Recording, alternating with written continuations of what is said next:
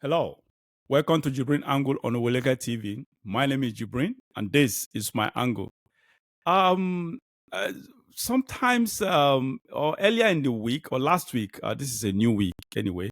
So last week, there is this story that usually stories like this don't attract. That has to do with probably celebrities. I don't too much attach importance to it. Sometimes I consider them gossip, so I don't interest myself in that. But this one actually, it became very, very persistent. It kept popping up, and this story kept making the rounds here and there. But I now decided to actually dig into what's actually going on here. What exactly is going on here? And it has to do with this crazy man that calls himself a woman, Bob Brisky, and the other guy that makes all the time is always on making trouble online. I don't know. He said he said he's an activist. I don't know how that his kind of activism. I don't really understand. What's his name? I think they say his name is V, a very dark man also. Yeah, very dark man.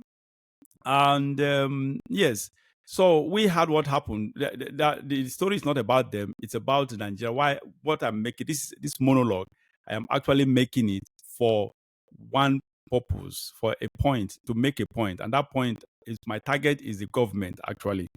And so let's watch this video first. After watching this video, I bet you want to hear what I will say at the end of this video. Okay, let's go.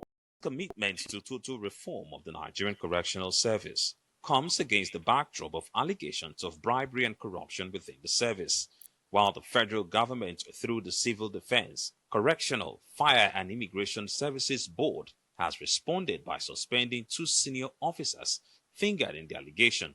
Nigerians are calling for stiffer punishment for all those that will be indicted by the Special Investigative Panel set up to probe the allegations. Social media influencer Martins Ose, also known as Very Dark Man, had alleged that cross-dresser Idris Okuneye, also known as Bobrisky, bribed officials of the custodial center who ensured he didn't spend a 6-month prison sentence at the assigned facility. At this meeting, the minister says nobody involved in the cross-dresser saga will escape punishment. One thing you can be sure of, you can be sure about, be sure of this, and I swear to God Almighty, we will not shield anybody no matter who the person is. The reason why we took that decision yesterday, is that the in charge, who is a high senior officer, is a deputy controller, that is a senior officer, for error or whatever, he first of all takes while we investigate, so that there is no way anybody can tamper. And when you look at the team that we set up to investigate, you will see there is a mixture of civil society and public servants.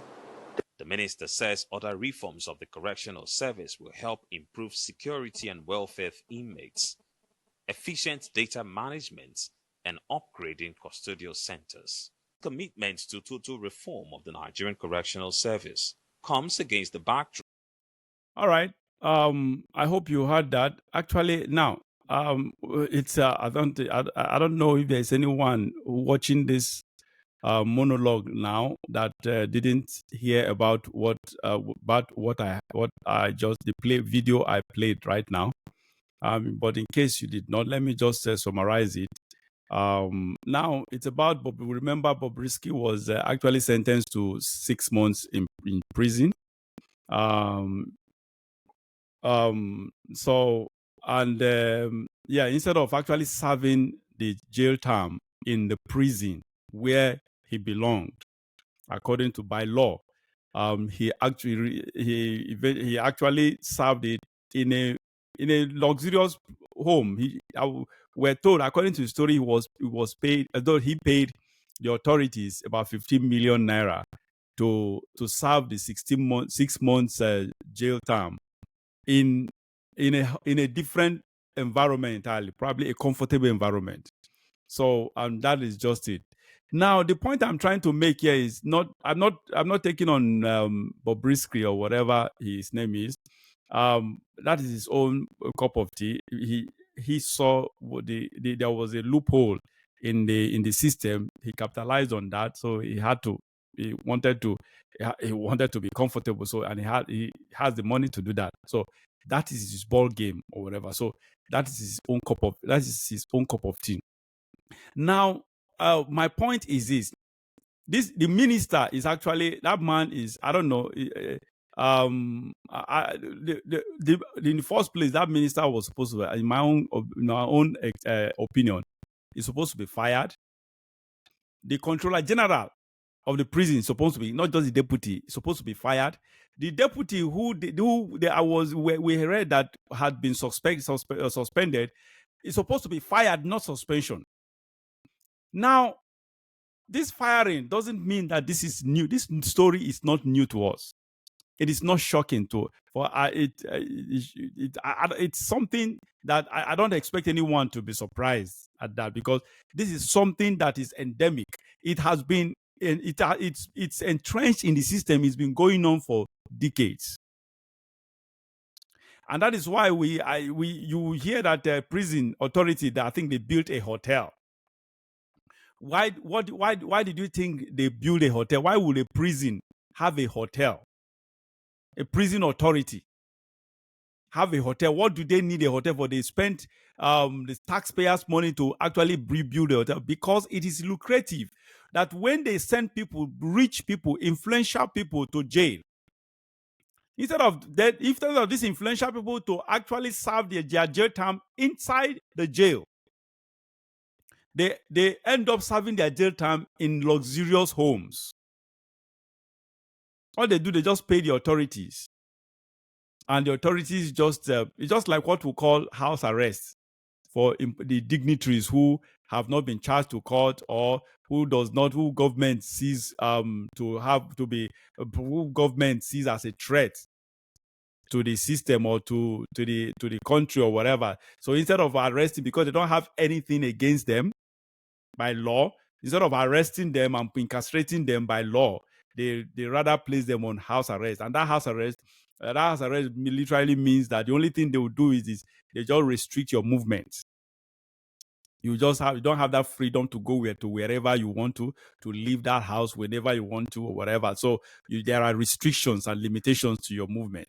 But every other thing, the house you live, everything will be comfortable. The comfort will be there, and everything will be there. That's just it. The only thing is it will just restrict your movement. Unlike in the prison, where you have everything that you can never tolerate when you are out there. Everything is just shabby and irritating in that environment. So that is the point. This is something that have been going on for a very, very long time. It's been going on for a very long time. So for this minister to begin to, that is what these government functionaries, that is exactly what they always pretend. Now they are suspending, just mere suspension, suspending deputy. What did they suspend the deputy for God's sake? Why do government officials, they always want to use someone, the moment they are caught in one dirty deal or the corruption or the other, they want to pretend. They want to pretend that they never knew this. That they never knew it's been going on. That corruption, that issue has been going on for a very long time. They'll pretend, and by so doing, they will always use someone that is sometimes innocent person, and sometimes someone who actually did it with them, but just did it probably for the first time, or just came into the system newly. They use such person as a scapegoat to excuse their wickedness. I won't say negligence. I won't say because or ignorance. No, it is not negligence. It's not ignorance because they know, and it is not negligence because they are. It's been deliberate. All they have been doing, the system, the corruption has been deliberate, and so that is the point. So that minister, for him to begin to swear to God, very, very, I can't understand. I can't believe that the public official will, while addressing the public, will begin to swear to God. Swear to God, and that everyone, nonsense. I expected him to resign first, because when there is a corruption, when a corruption is detected or is found in a system, the head of that system is responsible. The leader is always responsible to the led. The leader is always responsible for what goes on under his or her leadership. So if anything goes wrong, whether the leader was ignorant or not, automatically, by default, such leaders should either resign honorably or be fired. So that minister swearing that everyone responsible, what are you talking about? Can someone tell that minister that if he wants to go that route, it means that virtually everyone that have served under prison authority will definitely go for it, because it has been going on for a very long time. It's not a new thing. So probably you have to call some of them from retirement. And not just some of them, even the ones that are there, say it has to go through the chain. You think it's only the deputy that was doing it, or the controller? And but talking about the controller general of prisons, I don't know what is happening under his command or leadership. The prison has been infiltrated or broken several times. I think about three times or so, in a very massive way, that prisoners were actually prisoners actually broke free of their incarceration. So I don't understand why the Controller General is still there. Under his leadership, the prison authority, everything that has to do with prison, there's so many shady things that have gone wrong under his leadership.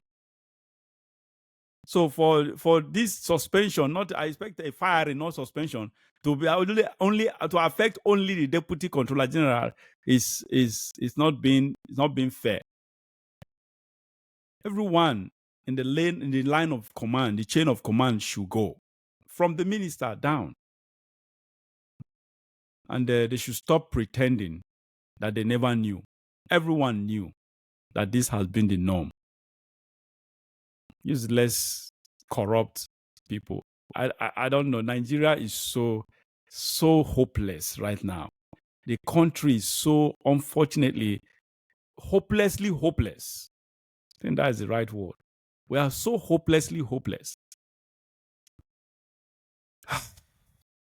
Anyway, send me what do you think about what I just said and what the video I played and the topic of the moment. Send your comment. Let's know what you think. Thank you. My name is Jibrin, and this is my angle. Remain blessed.